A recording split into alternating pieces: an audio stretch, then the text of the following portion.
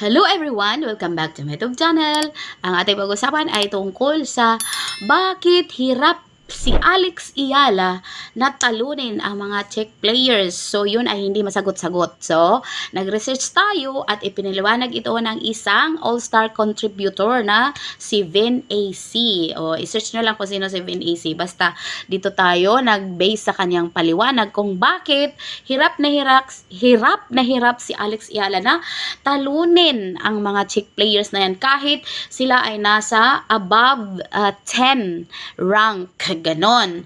So, sabi dito sa WTF or ITF head-to-head, ang data nila ay 1 to 13. Isang panalo ni Alex Eala, isang talo ng mga Czech against Eala, at 13 naman ang kanyang talo ni Alex sa kanila. Nakita naman natin yung mga katawan yun, sobrang solid talaga. Parang mga lalaki, hindi mo babae. Ang Alex natin ay feminine na feminine. So, ito yung mga dahilan. Ang una, ang tennis is a match-up it is a match-up sport, not just by ranking. Hindi lang siya sa ranking nagbe-base. Kundi nagbe-base ito sa match-up. It depends kung sino yung nagpapa-tournament, kung sino yung magiging katunggali, yung kanyang opponent, hindi alam. So, this is because daw each player has a unique style profile, kagaya ng baseline aggressor. Yung mga anak ko, nag-aaral din sila ng tennis, binapractice sila ng baseline. Minsan, nakaka-frustrate. It's because gusto mo talagang i-baseline, pero talagang lumalabas siya at nag-out. Hindi talaga siya sumusunod. Kaya, kailangan mag-practice. So, yun yung first, tennis is a match-up sport, not just by ranking base. Ganon yon. Okay? Next, baseline aggressor. Number 1 pa rin to. Next, counter puncher. So, pag sinabing counter puncher, ibig sabihin, pag nag-serve siya, yung check, tas i-return ni Alex, syempre, babalik din niya. It depends kay Alex or dun sa kabila kung ano kan gagawin. Kasi nga, counter puncher, parang sa boxing ba? Okay, next, defensive retriever. Pag sinabing defensive retriever, talagang habulin mo yung bola kahit anong mangyari. Pero yung iba, hindi na nila hinahabol kasi pag na-injury naman sila, hindi na sila makakalaro sa next na mga competition. Sayang naman. Sayang ang bayad kasi may bayad na to. Manalo, matalo, meron ng bayad. Hindi kagaya sa ibang sports na ang mananalo yung first, second, and third lang. Pero sa kanila, dahil professional na, talagang may bayad na siya. Okay, next all court player. So may mga player, yung mga Czech Republic players, sila ay tinatawag na all court player. So ibig sabihin, forward, backward, sideward, ganon. Hindi ka lang doon magbe-base kung saan mo gustong tumakbo. Kailangan na covered mo ang court kung saan ka nandun. So, next, number 2. Typical Czech player style profile. So, ibig sabihin, meron silang kanilang profile. Meron silang kanilang style na wala kay Alex. Sa kanila lang talaga. So, siguro dapat aralin din ni Alex yung kanilang mga style kung paano maglaro. Okay. Ito high consistency from baseline. Sino ba yung mahilig na baseline? Yung sila mga Federer, grabe, mga Rafael Nadal, mga Novak Djokovic, yun. Sila magagaling yun sila sa baseline na mga laro. Kasi pag baseline nga naman, hirap ng habulin. Okay, next, strong rally tolerance can sustain long exchanges. Yes, kagaya ni Pigula. Ang galing talaga niyang mag-return hanggang sa ikaw ay magkamali. Okay, next, ito pa. Low unforced error rate. So, unforced errors, ano yun? Yung nasa net, nasa out, ganon. Kailangang ingatan para manalo. Ganon.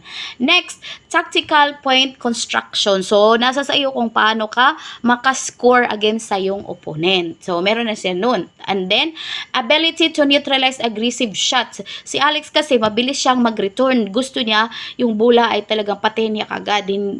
Parang hindi niya gusto na mag-rally-rally muna. So, yung ibang mga players, kagaya dito sa Thailand, yung mga anak ko, pag nag-compete sila, sinasabihan sila ng kanilang coach na niyaw.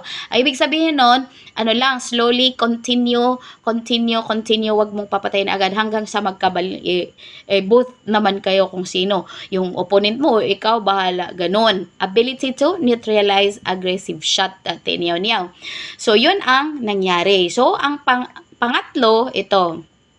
Pangatlo, Alex Iyala's playing profile, strengthened, are different and more aggressive. Sobra siyang aggressive. Kaya nga, sinasabi, kapag kami ay nanonood, laging gusto niyang patayin agad yung bola, which is okay sa ibang players, yung kagaya pag nag-serve yung kabila, tapos ibinalik mo kaagad, halimbawa, nasa left side, tapos yung magbabantay nandito ka sa right side.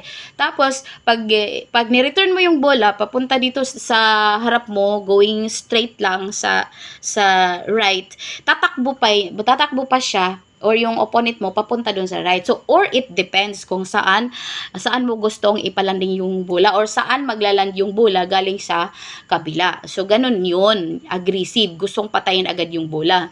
And then, early ball striking. Yun. Next, creative shots, angles. O, yung iba, marunong silang gumawa ng angles, like, malapit lang sa net. Kasi yung tinuturo ko sa anak ko, sabi ko, pag malapit ka sa net, wag mo na siyang titirahin na papunta doon sa end. Diyan mo na lang, i-drop shot mo na lang, or kahit anong gawin mo para hindi mo punta doon at hindi siya mag-out. Kasi tendency kapag bagong player, halimbawa yung aking mga anak, nagtitenis sila, pag nasa malapit na sila sa net, tinitira pa nila ng napakalakas. So ano mangyayari? Siyempre, out na siya, lalabas na doon sa line, wala na, out. So, unforced errors na naman yon na parang sinadya na hindi. Okay, next. Willingness to take the rest. So, yung iba, kahit hirap ng, si Alex kasi, nakita niyo kagabi na, yung bola, malayo na sa kanya, pero nakukuha pa rin niya kasi gusto nga niyang manalo. Kaya lang, kinapos siya at saka, meron siyang injury sa kanyang shoulder at saka dito sa kanyang arm sa pag-serve. Mahirap yun, masakit yun. Okay. Next, this style is very effective against players who play fast rallies. So, yung kay Alex style ay para daw sa mga manlalaro na mabilis. Mabilis yung mga rallies nila, yung pag-volley o rally nga, ganun. And then, until daw makagawa sila ng pagkakamali. Make more errors under pressure, engage in aggressive exchanges. But, it becomes harder against players who extend rallies. So, yun nga, yung mga taga-check players ay mahilig sila ng rally, extend rally hanggang sa magkamali ka. Next, number 4. Why top 10 wins contradict this? This is an important point na Alex has already proven she can beat higher ranked players because many top 10 opponents na yung mga top 10, first, play faster tennis. Next, rely on aggression. Next, open up more court space. And then, allow counter-attacking opportunities. So, this actually suits her game style. Yun ang game style ni Alex Iyala. Whereas, yung mga Czech players naman, ang sa kanila is reduce rhythm. Kumbaga, nasa sayo na yung momentum, tapos iwawala ka. Kagaya kay Alex sa gabi, na parang nawala na siya ng pag-asa, ganon. Yun yung nangyayari. Kaya tinalo niya si Rybakina at saka si Svitolana. So, next, minimize shot winning chances. Kasi repetitive naman ang physical and mental na pag-move. 5, development stage factor. At this stage of her career, consistency factors are still developing. First, serve stability under pressure. Yes, dun talaga sa serve. Kailangan para manalo ka, dapat marami kang aces. It's raining aces. Ganon. Decision making in long rallies and in shot selection timing, kung kailan mo gusto mamatay yung bola. Error management and extend matches. Ganon. So, ang kanyang gawin ay sabi dito, hindi daw problema ni Alex Iyala ang kanyang mentality. Ang problema ay hindi yung mental block, hindi yung nationality issue, but ang problema is a systematic style mismatch combined with early stage consistency development, yung nag-uuna, yung pagka-aggressive mo, and then defensive counter punching opponent profiles. So, in modern tennis, matchups can matter as much as rankings, and patterns like this often evolve over time as players. Kasi naman yung kanyang mga nakasagupa, grabe, mga champions talaga yun. Imagine, rank 2, rank 8, samantalang ano naman din si Inoscoba yung kanyang tinalo, mga malalakas din naman. Pero no wonder lang bakit kung malalakas yung mga taga Czech players, bakit walang nagrarangkwan, bakit si Sabalenka pa rin. So yun lang po, maraming salamat, sana ay nasundan nyo kung bakit hirap na hirap si Alex Yala na talunin ang mga Czech players. Simlan, bye pa.